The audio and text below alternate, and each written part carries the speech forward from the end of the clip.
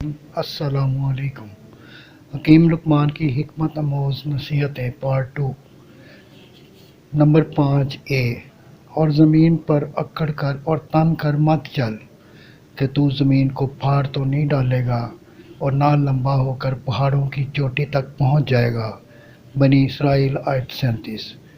Number 6 بیٹا، علماء کی مجلس میں کثرت سے بیٹھا کرو اور حکماء کی بات اہتمام سے سنا کرو۔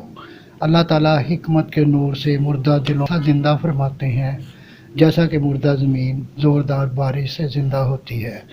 اللہ تعالیٰ کا خوف، بات میں سچائی، امانت کا پورا ادا کرنا اور بیکار گفتگو سے اعتراض کرو۔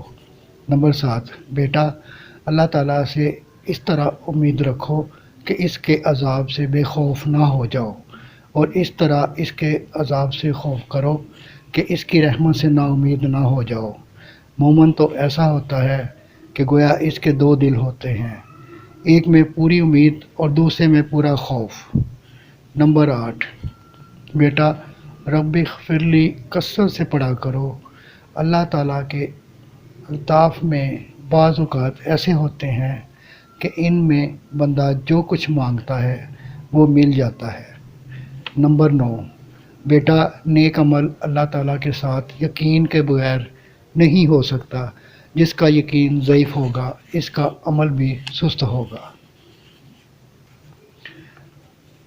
آپ سے گزارش ہے کہ اگر آپ نے ابھی تک ہمارا چینل سبسکرائب نہیں کیا تو ایک دفعہ اس کو سبسکرائب کر لیں اور گھنٹی کے بٹن کو دبا دیں تاکہ آئندہ ہر آنے والی نئی ویڈیو آپ تک پہنچتی رہے۔ اگر ویڈیو اچھی لگے تو لائک اور شیئر بھی کر دیں۔